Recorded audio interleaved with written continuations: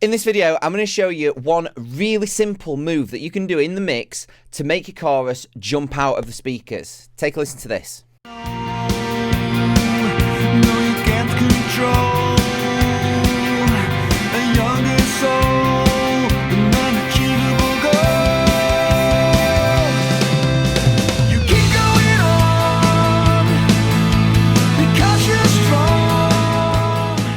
So, as you've just heard there, when the chorus of this song hits, everything just seems to open up and we get a lift. The reason that this is so important is because it's key in keeping your listeners' engagement throughout the song. If everything's just kind of flat and at one level, then it's boring, it becomes fatiguing to listen to, and ultimately your listeners are going to turn off. So we need to think about this kind of stuff when we're producing and when we're mixing our music, and I'm going to show you how to do that. Now, as I said previously, this is a really super simple tip that will take you about 5 seconds to implement.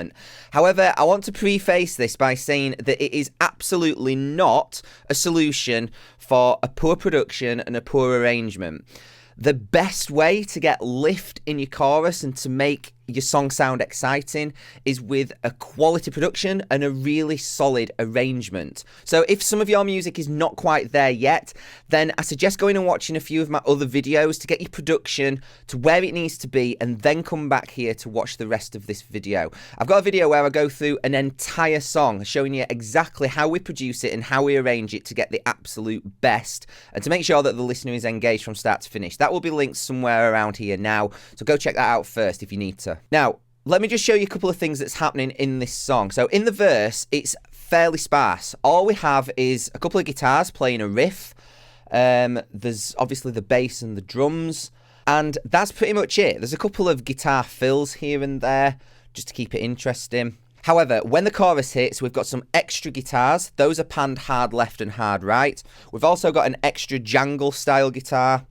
We've got some acoustic guitars that hit, and we also have some strings that come in as well. So by purposely keeping the verse quite sparse and then building the chorus up, that is the most key thing. And that comes, like I said, from a really solid production and arrangement. If everything is big, nothing's big. In order to have your chorus sound huge and for it to lift and pop out of the speakers, then the preceding part of your song, the verse, the bridge, whatever, needs to be smaller in comparison. So don't be afraid to go back to a previous section, strip things out if you need to, because that is ultimately what will make your chorus pop. However, if we already have that nailed down and we just want that little bit extra, we just really want the chorus to jump and to lift out of the speakers that bit more, this is the key, and it is all to do with the mix bus.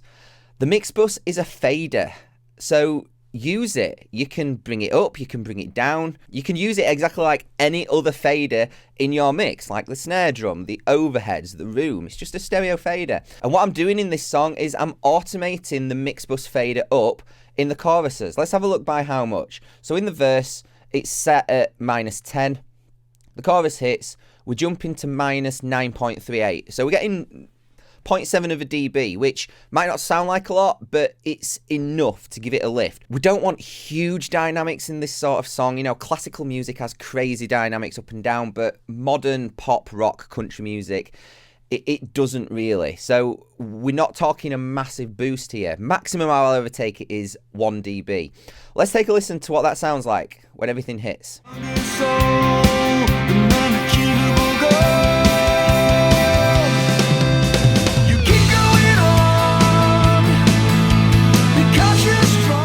So we can just hear the impact that that slight boost in the mix bus has. Let's take it away and let's see what it's like without it. A younger soul, an unachievable goal.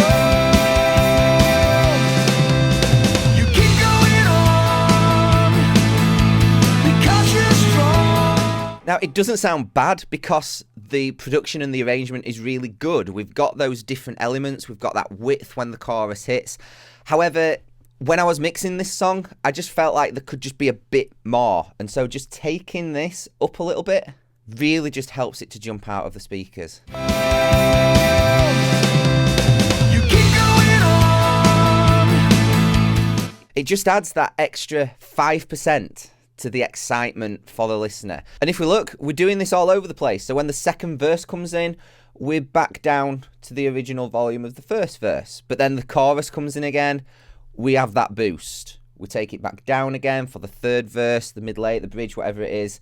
And then we finish the song on the boost. Really, really simple stuff. Now, once that mix is finished and your track comes back sounding incredible, you're going to want to make sure that your masterpiece that you've created gets heard by as many people as possible. The reason that many artists fail with this is because they rely on hope marketing. This means putting the song out there, maybe putting a few posts on social media, and then hoping for the best. Hope marketing is the very best way to ensure that your song ultimately fails and doesn't get the success and the recognition that it deserves. What you need is a fully mapped out marketing campaign so that you can plan and you know ahead of time exactly what you are going to do, and you are safe in the knowledge that it is going to work and it is going to get you traction. To help with that, I created the ultimate guide to marketing your music. This gives you some of the very best strategies that artists are using right now to get massive traction with their music. These are strategies that are working today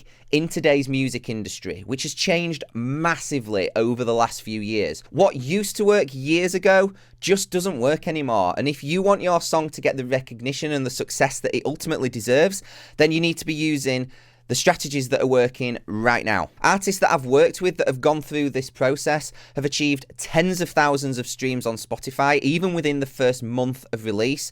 They've got huge radio play on massive radio stations, including Planet Rock, Absolute Country, and countless BBC stations up and down the UK. And some of them even went on to get publishing deals as well. If you want results like these too, then grab your copy. It is 100% free. The link is in the description below.